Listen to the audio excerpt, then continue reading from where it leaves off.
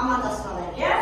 Үлкен елесіз, кіші елесіз, сәлем беріп сіздерге иеміз біз. Аспанға қарап ай көрдік, төбеге қарап жер көрдік, оңға солға бұрылып, егеменді ел көрдік. Жарайсыңдар балалар, отырalım. Ал балалар, біз өткен сабақта, жаратылыстану сабағында ғарыш әлемі деген тақырыппен таныстық, иә балалар? Енді осы тақырып бойынша сендер не үйрендіңдер, не түсіндіңдер?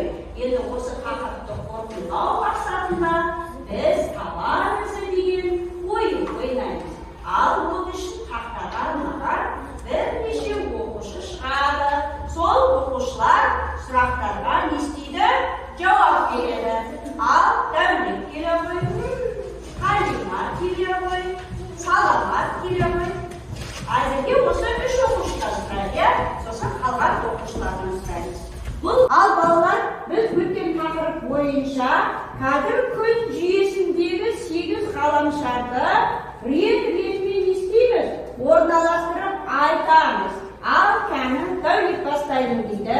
Меркурий, Шолған, Жер, Марс, Юпитер, Сатурн, Уран, Нептун. Өте жақсы, керемет, жарайсың, тамаша. Келесі, Азия қызымыз бастайды.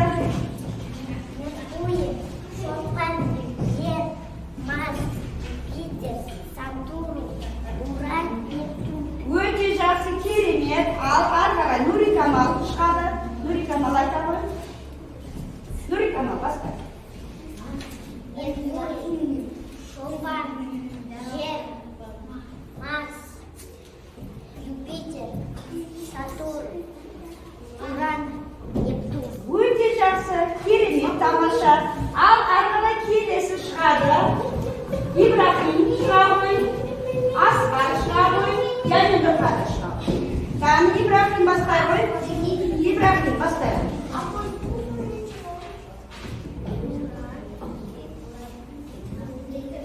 Дауысымыз шығарамыз. Жер, Марс, Юпитер, Нептун. Меркурий, Шолған, Жер, Марс, Юпитер, Сатурн, Уран, Нептун. Өте жақсы, керемет. Алматыдан арқадай жалғастырады. Өте жақсы. Меркурий, Шолған, Жер, Марс, Юпитер, Сатурн, Уран, Нептун. Өте жақсы, керемет. Асқар арқадай жалғастырады. Шолған, Жер,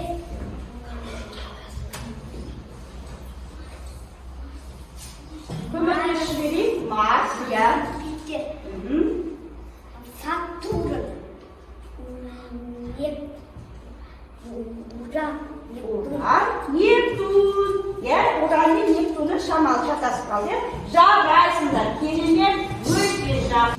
Сонымен балалар, біз өткен тақырып бойынша ғарыш әлемі деген тақырыппен таныстық, балалар, иә?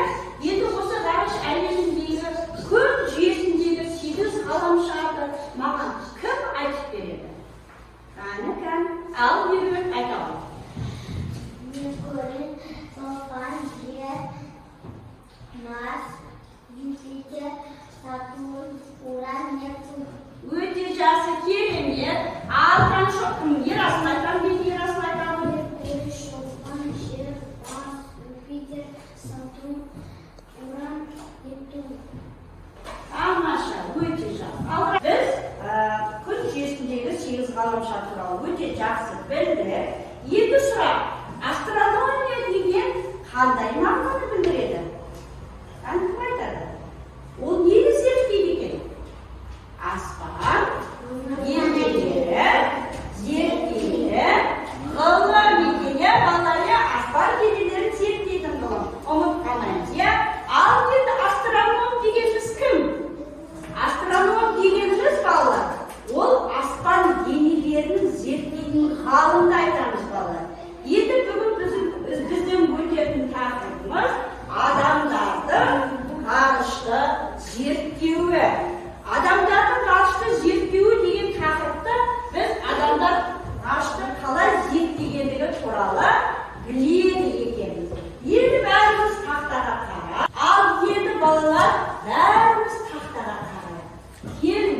ойланайық, аспан әлемінің ар жағында не бар? Кім айтады? Аспан әлемінің ар жағында не бар деп ойлайсыңдар? Ал Ибрахим айтады. Жұлдыздар бар. Жұлдыздар бар. Дұрыс. Тағы да ай, яғни ай, жұлдыз, күн. Бұның барлығы неше түрлі балалар? Жұлдыздарға жата ма? Ғаламшарларға жатады. Өте жақсы, тамаша. Енді біздің осы аспан әлемінің ар жағында не бар деген сұраққа ерте заманда адамдар осы сұрақтың жауабын табу үшін көптеген зерттеу жұмыстарын жүргізді балалар. Қандай зерттеу жұмыстарын жүргізді деп ойлайсыңдар?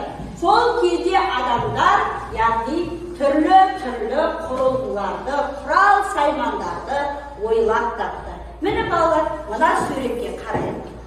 Топтарды ойлап таба бастады. Міне балалар, мына жердегі ерте замандағы астрономдар аспан әлемін не істеп отыр? Зерттеп отыр. Бұл жерде телескоптармен. Ал мына жерде кейінгі шыққан телескоптар. Міне мына жерге қарап отыратын болсақ, астрономия деген сөзді жаңа мен түсініп кеттім сендерге. Яғни аспан денелерін зерттейтін ғылым. Ал енді мына жерде тұрған кісілер, яғни олар аспан денелерін зерттейтін ғалымдар екен. Міне телескоптармен не істеп жатыр? Аспан денелері бақылап жатыр екен. Ал енді балалар, мына жерде тұрған кісі Галилео Галилей деген кісі. Бұл кісі, яғни 1564 жылы 15 ақпанда кедейленген ақсүйек отбасынан дүниеге келген. Бұл кісі не тапты? Бұл кісі, яғни телескопты құрастырды. Қай жылы деп ойлайсыңдар? 1609 жылы телескопты ойлап тапқан екен. Және шолпан планетасын, Юпитердің, Сатурнның сақиналарын ашып тапқан астроном, ғалым кісі екен балалар. Міне балалар, яғни аспан денелерін зерттеу үшін балалар бізге өте көптеген жаңағы ғимараттар да ашу керек болды. Енді мына суретке сендер мысалға не деп ойлап отырсыңдар? Бұл расатхана. Расатхана деген бұл қазақшасы. Ал орысшасы балалар обсерватория деп айтылады. Қандарын айтайықшы? Қазақшасы расатхана екен, иә балалар? Енді мына жерге анық көрініп тұр. Бұл расатхананың ішінде не бар деп ойлайсыңдар?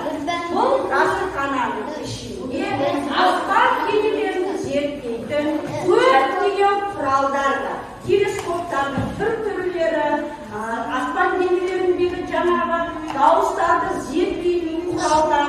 Енді аспан денесін зерттейтін түрлі саймандардың барлығы осы расатхананың ішінде берілген екен балалар. Міне расатхананың ішінде ғарышты зерттейтін барлық құрал-саймандар бар деді. Енді ертедегі адамдарда телескоппен ғарышты барлығын толық зерттеу мүмкін емес екенін біліп, кейін зымыран ойлап тапты. Балалар, сендер зымыранның суретін көргенсіңдер ме? Міне зымыран, иә балалар, иә? Зымыранмен қайда ұшты? Зымыранмен ғарышқа ұшты. Міне осы зымыранмен балалар біздің жаңағы ең алғаш жануарлар ұшырды. Одан кейін адамзаттың ішінде жаңағы Юрий Алексеевич Гагарин деген орыстың ұшқышы ұшты. Міне 1961 жылы бұл кісі ұшқаннан кейін 1991 жылы балалар Қазақстанда тұңғыш ғарышкеріміз ұшты. Ол Тоқтар Әубәкіров. Тоқтар Әубәкіров ағамыздан кейін Талғат Мұсабаев ағамыз ұшты.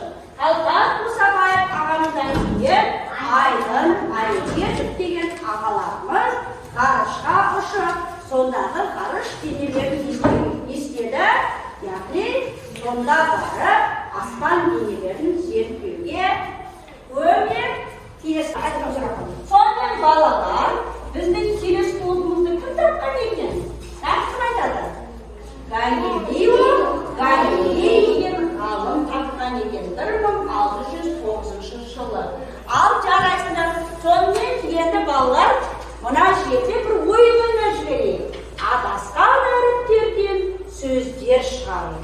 Mına жерде біздің әріптерimiz адасып кеткен. Сол әріптерді орнына қойып, қандай сөздер шығатынын табайық.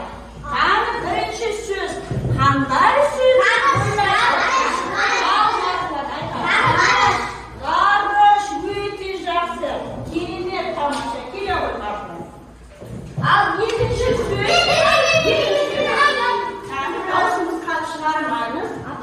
Ал Нұрислам.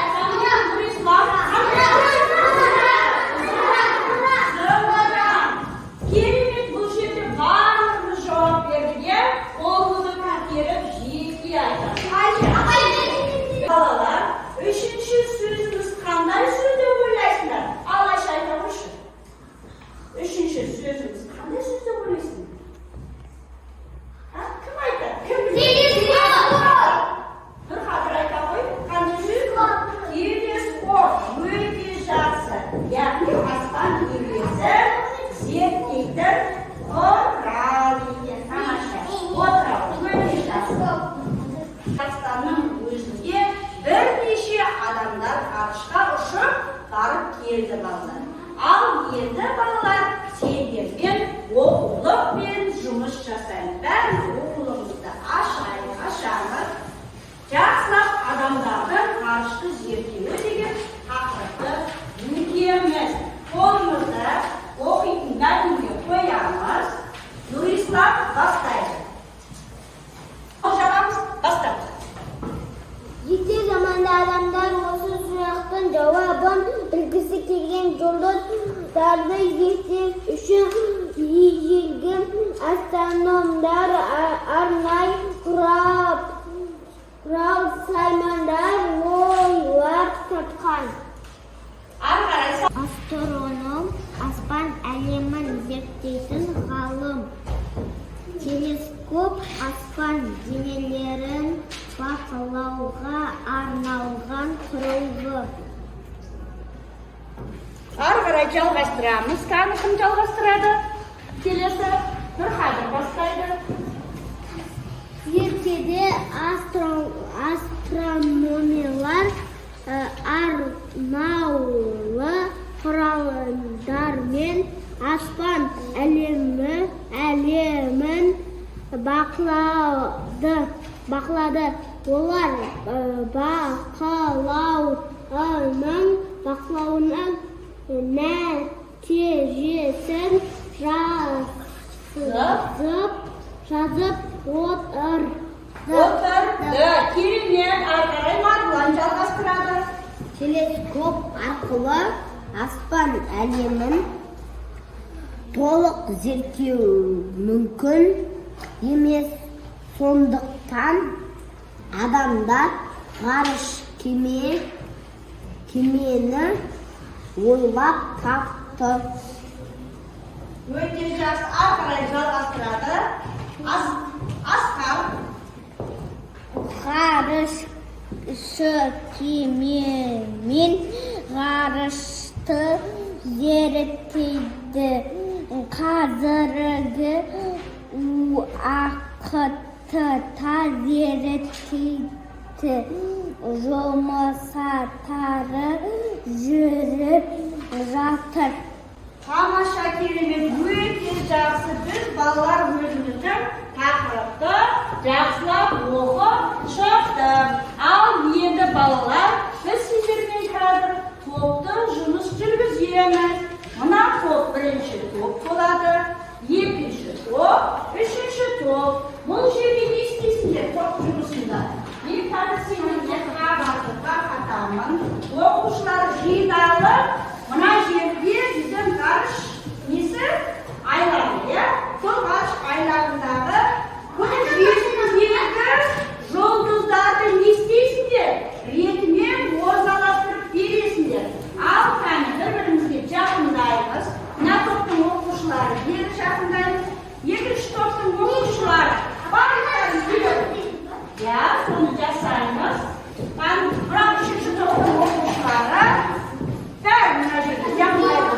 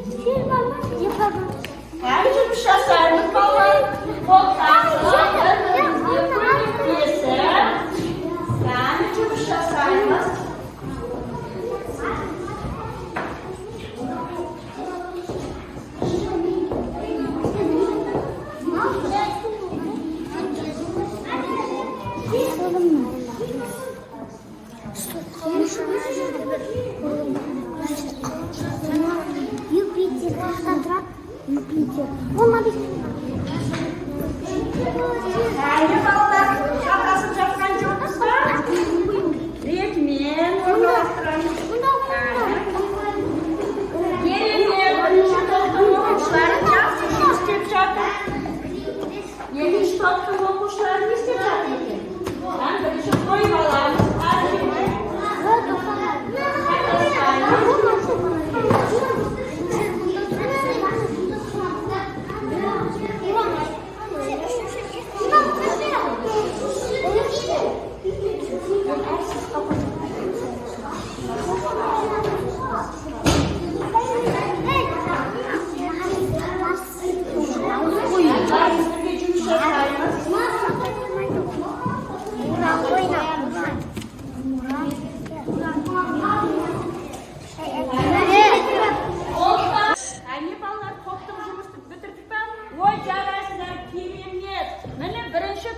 Оқушылары өз жұмыстарын аяқтасқан калима алып шыға ғой.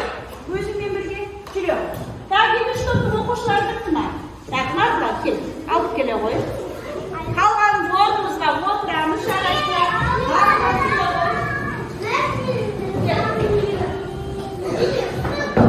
Ал енді үшінші топтың оқушылары бітті екен. Так, үшінші топтың оқушылары орнымызға отырамыз. Кәні менің балаларым бәрі ақылды ғой. Кән күтей деді ма? Кән бола ғой. Кән, өзінің оқушылары керемет. Кән бәрін тақтаға қарай қойдыршы. Қараңдар, тексерейік. Бірінші орнымызға не тұрады? Тұтамыз. Тұрады. Дұрыс. Одан кейін. Айтау, Қалима, одан кейін не тұрады? Көшен кейін. Так, балалар, бер қараңдаршы. Біздің Меркурийіміз ең шетте тек қапты. Ол күннен алыс жақта тұра ма? Жоқ. Ол күннен кейінгі. Иә? Бір қатеміз бар екен. Одан кейін. Балалар сендер орнына дұрыс орналастырмақсыңдар ғой, сендерде қателер көп болып тұр ғой. Жарайды, отыр, талқылаймыз. Қалима, отыра ғой, жарайды, керемет. Так, екінші топтың оқушылары алып келе қойыңдар. Так, бұл екінші топтың оқушыларымызды. Үшінші топтың оқушылары аяқталма. Жарайды, отыра ғой.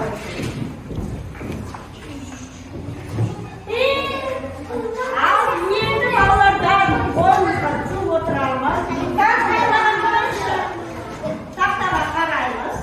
Енді сендердің мына жерде жіберген қателіктеріңді айтайын. Бірінші топтың оқушыларының, яғни күннің жанында Меркурий жұлдызы болу керек, иә? Меркурийіміз шетте тек қапты. Одан кейін Меркурийден кейін еді? Шолпанымызда тек қалды. Яғни күннің бірінші топтың оқушылары ғаламшарға дұрыс орналастырмаған. Балалар, бірінші топтың оқушыларына кім айтады? Күн жерде ғаламшарға қалай отырғызу керек? Білесіңдер ме? Кәні, алтан айтыңызшы, аян. Қай жұлдыздан кейін, қай ғаламшардан кейін, қай ғаламшар кейін? Марс, шолпан, жер. Бірінші Марс тұра ма? Бірінші Меркурий. Содан кейін шолпан, жер, Марс, Юпитер, Сатурн, Уран, Нептун. Мына топтың оқушыларын көрейік. Бұл оқушыларында Меркурий кетіп қалыпты. Қалғандары дұрыс орналастырмапты. Тек қана Меркурийді дұрыс орналастырмапты. Екінші топ. Ал енді үшінші топтың оқушылары бұл жерде тек қана жерді ғана дұрыс орналастырмапты. Жарайсыздар балалар. Өте жақсы. Тек қана бірінші топтың оқушылары ғана шатасып кеткен екен, иә? Тамаша, керемет. Ал енді балалар, біз сендермен ары қарай келесі ойынымызды ойнаймыз. Ал балалар орнымыздан тұрып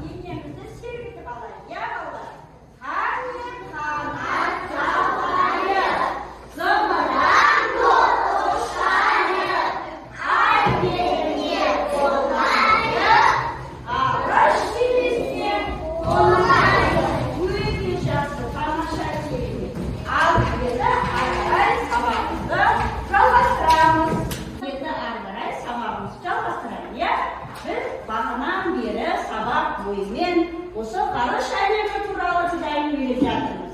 Енді мен сендердің барлықтарының алдарына зымыранның суретін және аспан әлемін бейнеленген суретті тақаттым. Осы суретті қазір біз не істейміз? Әдемілеп бояп шығамыз. Ал кәне жұмысты бастауға дайынбыз ба? Олай болса кәне бастаймыз. Бояу қаламдарыңды алып бастаймыз.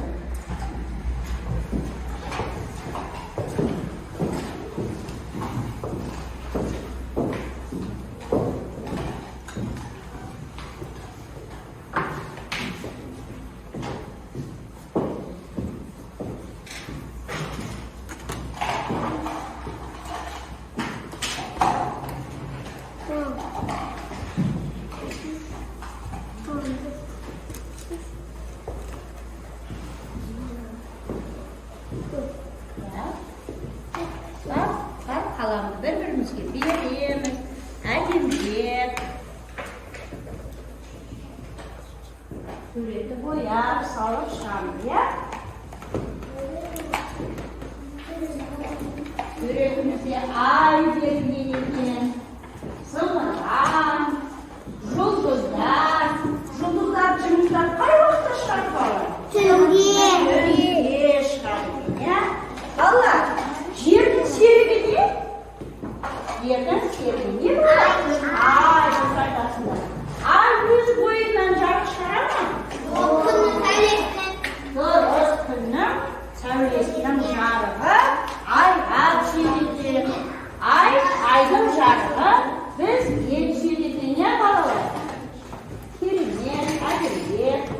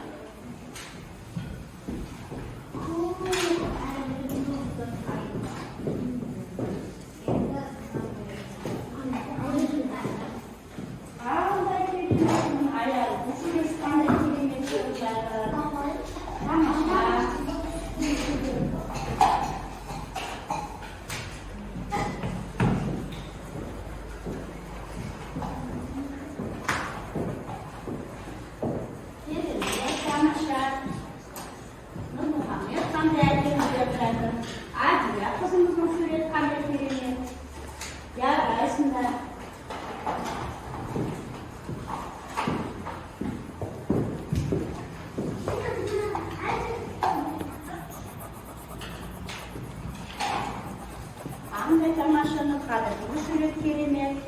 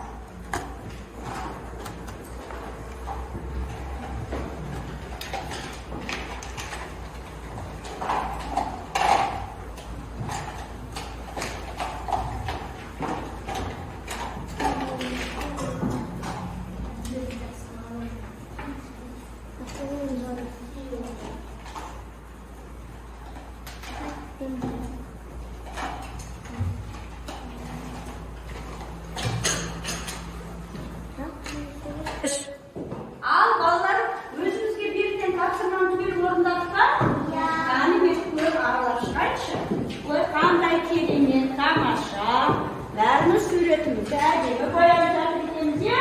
Мен суретін салдыртпай білдім ғой. Иә? Маған салып қойған оқушылар түгел суреттерді былай көрсетіп көрсетіңдерші. Керемет түгел көрсетеміз кәні. Тамаша, жарайсыңдар, өте жақсы. Керемет. Ал енді балалар, біз осы ғарыш кемесі туралы, адамдардың зерттеулері туралы біраз әңгіме айттық, иә?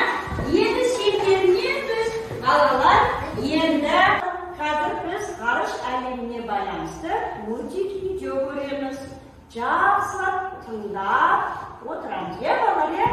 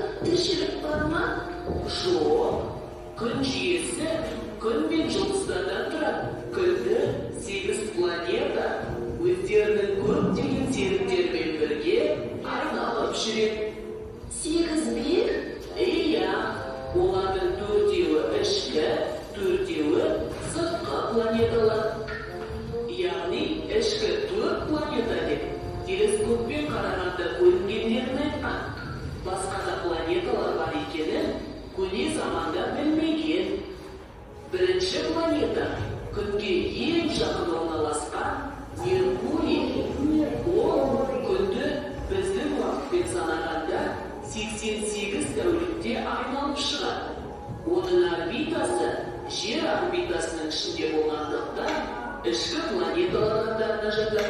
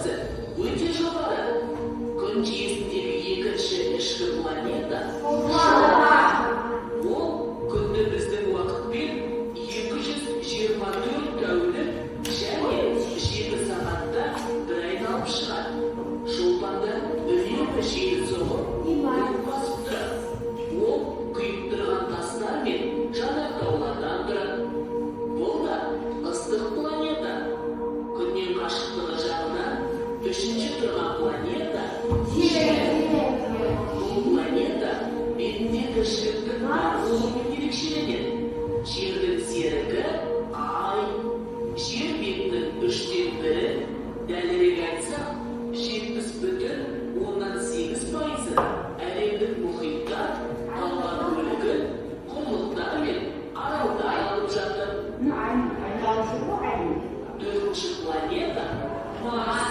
Бетінің қызылдығына байланысты оны қызыл планета деп атайды. Ол көптеген жанартаулардан, аңғарлар мен құла түздерден тұрады. Бесінші планета күн жүйесіндегі сыртқы планеталар қатарына жатады. Юпитер. Бұл өте ірі газ алыбы.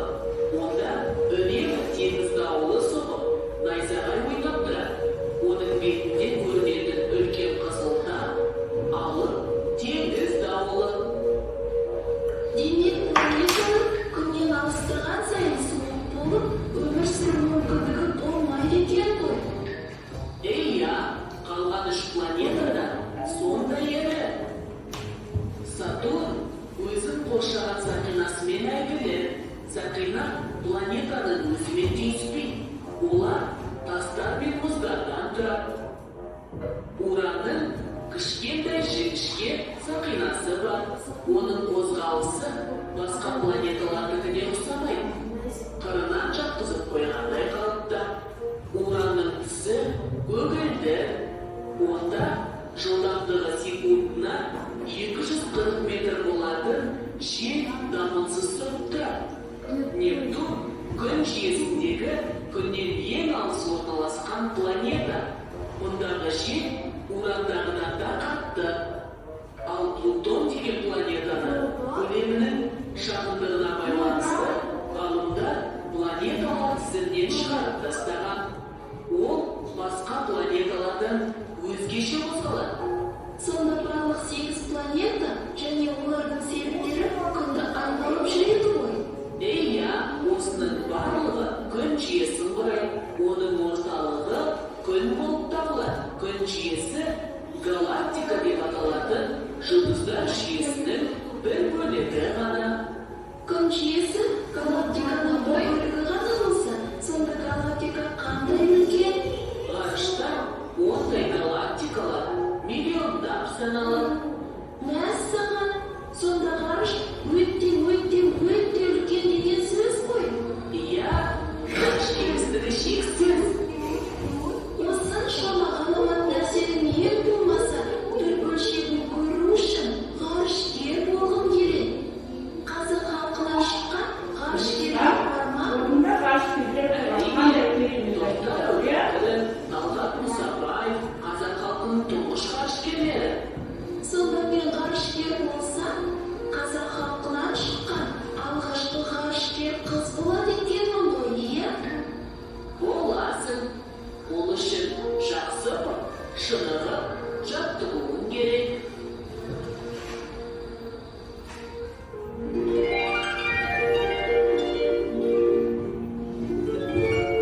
Қайталайық. Ғарыш. Планеталардың арасында күннен ең қолайлы арақашықтықта орналасқаны жер. Ауасы мен суы бар, тіршілігі бар, жасыл желек жамылған жер планетасы ғана.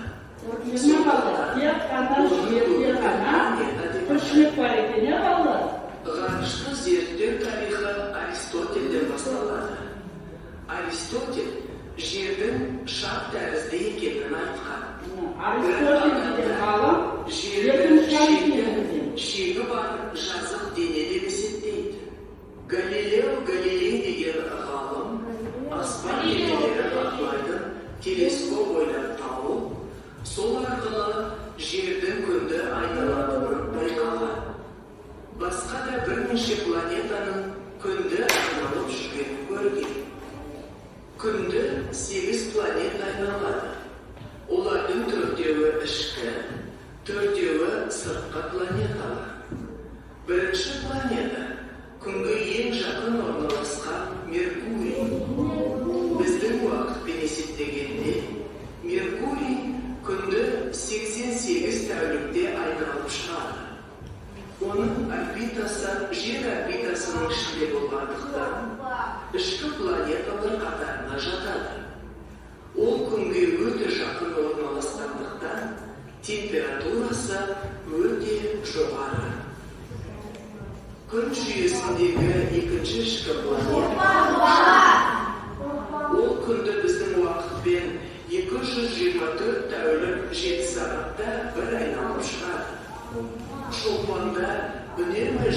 соғып, бұлт басып тұрады. Ол ылғи күйіп тұрған тастар мен жаман таулардан тұрады. Ол да ыстық планета. Күннен қашықтығы жағынан планета Жер. Бұл планета бетінде тіршіліктің болуымен ерекшеленеді. Жердің серігі Ай.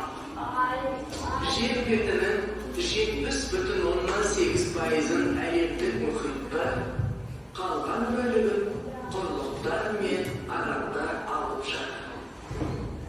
Төртінші планета бетінің қызылдығына байланысты ол қызыл планета деп аталады. Ол көптеген жанар тауларда, аңғарлар мен құла түздерден тұрады. Бесінші планета күн жүйесіндегі сыртқы планеталар қатарына жатады. Бұл өте ірі газ алыбы. Онда үнемі теңіз дауылы соғып, найзағай ойнап тұрады. Оның бетінде көрінетін үлкен қызылда алып теңіз дауылы. Қалған 3 планетада сондай ірі. Сатурн өзін қоршаған сақинасымен әйгілі. Сақина планетаның өзімен түйіспейді. Олар тастар мен мұздардан тұрады. Уранның кішкентай жіңішке сақинасы бар. Оның қозғалысы басқа планеталардікіне ұқсамайды. Қырынан жатқызып қойғандай қалыпта. Уранның түсі көгілдір. Онда үнемі жылдамдығы секундына 240 метр болатын жел соғып тұрады.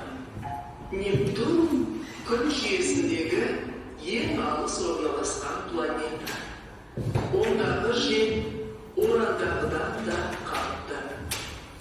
Плутон деген планетаны көлемінің шағын болуына байланысты ғалымдар планеталар тізімінен шығарып тастаған. Ол басқа планеталардан өзгеше қозғалады. Өте керемет балалар мені. Біз өзіміздің ғарыш әлемі туралы өте жақсы түсіндік, балалар. Теңіз ғаламшар туралы білеміз бе енді? Тамаша, өте жақсы. Шатаспаймыз, балалар, өте керемет. Міне, күн жүйесінің тегі қандай екен? Қандай ғаламшар екен? Меркурий екен, балалар, Меркурийді басқа ғаламшарлардан бөлек. Сонымен бүгін біз сендермен қандай тақырыппен таныстық? Адамдардың ғарыштың зерттеуі деген тақырыппен таныстық. Ал енді телескопты кім ашты, бала? Сонымен телескопты кім ойлап тапты? Жаңа айтып қой, телескопты кім тапты деді? Галилей деген біздің ғалымымыз тапты. Ал мына жерде тұрған жаңағы біздің замандағы астрономдардың аспанды естеп тұрғаны, зерттеп тұрғаны біздің қазіргі телескоп. Ал мынау не екен білдік па? Бұл не екен? Қол көтеріп кім айтады? Оля. Қазақшасы қалай екен? Расатхана. Оның ішінде не бар екен, балалар? Өте көп аспан денелерін зерттеуді құрал-саймандар. Міне мынандай телескоптардың өте үлкен, ірі телескоптар. Одан кейін дыбыстарды беттейтін құрылғылар. Осының барлығы осының ішінде енген. Ал балалар, бүгінгі сабақ бойынша түсіндік пе? Түсіндік, иә? Ал бұлай болса мен сендерге стикерлердің, осы стикерді мына тақтада 3 зымыранды іліп қойдым. Біріншісі жасыл дөңгелектер, көздері бар зымыран. Екіншісі қызыл, үшінші сары. Жасыл зымыранға сабақты өте жақсы түсіндім деген жоқсыздар. Мына зымыранға ал сабақты онша қатты түсіне алмадым дегендер. Қызыл зымыранға ал мүлдем түсінбегендер сары көзді зымыранға әкеліп білесіңдер. Ал келіп Çiftliklerinizi alıp getiriyorum. Çiftlikler, yapmadığını almak getiriyorlar.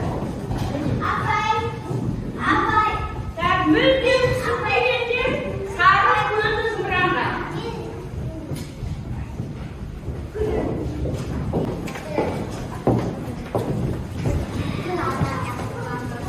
Kanda kirli, bala kirli, bazılarına sabah sürdüm olma.